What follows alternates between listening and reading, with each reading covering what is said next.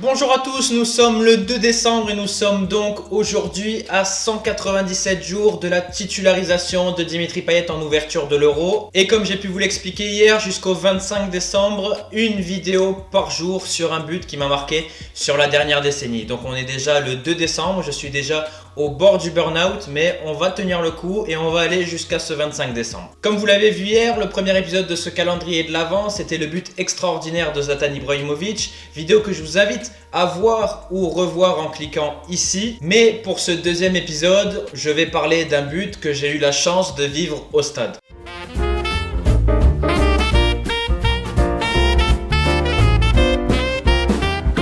Et pour vivre ce but au stade, il fallait être au Camp Nou le 5 mai 2015. Alors oui, la Catalogne, c'est les strass et les paillettes de la Jonquera. Ce sont les Mossos d'Esquadre qui t'attendent au péage avec une Kalachnikov en main. C'est aussi les nuques longues de nos amis catalans ou encore les rabatteurs de Barachicha des Ramblas.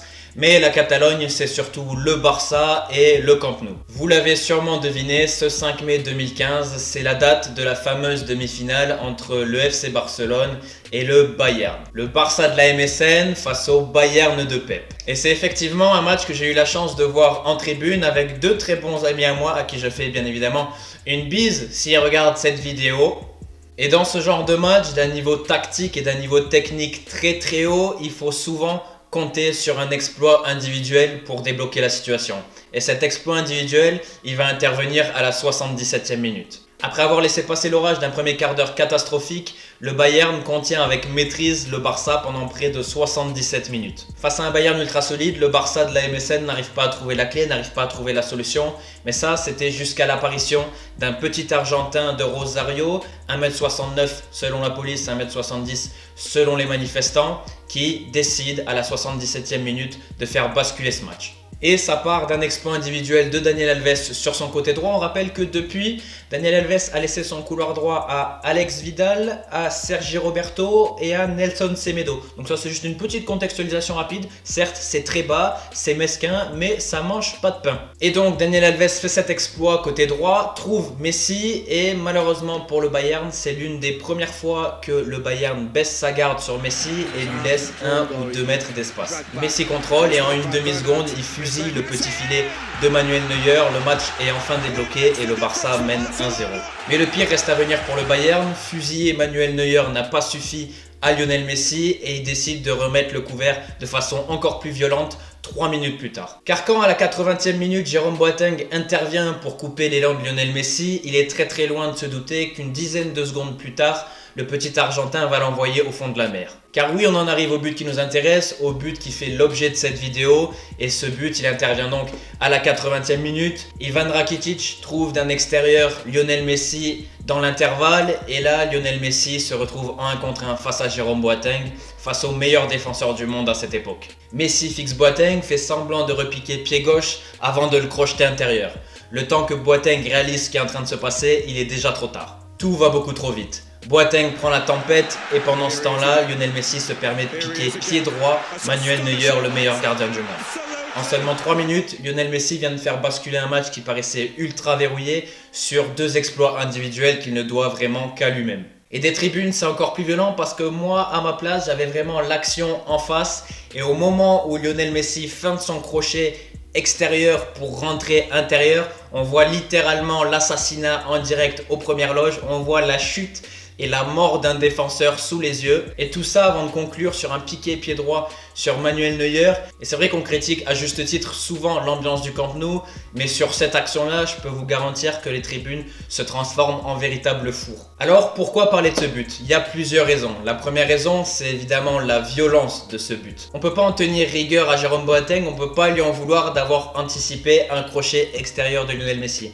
Mais le problème, c'est que anticipe un crochet extérieur de Lionel Messi et il te fera comprendre ta douleur sur un crochet intérieur. La deuxième raison, c'est que ce match et cette performance de Lionel Messi, elle a quand même une petite valeur symbolique parce qu'elle intervient presque 1 an après la finale de Coupe du Monde perdue face à l'Allemagne. Et sur ce match-là, Lionel Messi, d'une certaine manière, se venge de ses bourreaux Manuel Neuer et Jérôme Boateng qu'il avait très bien contenus lors de la finale.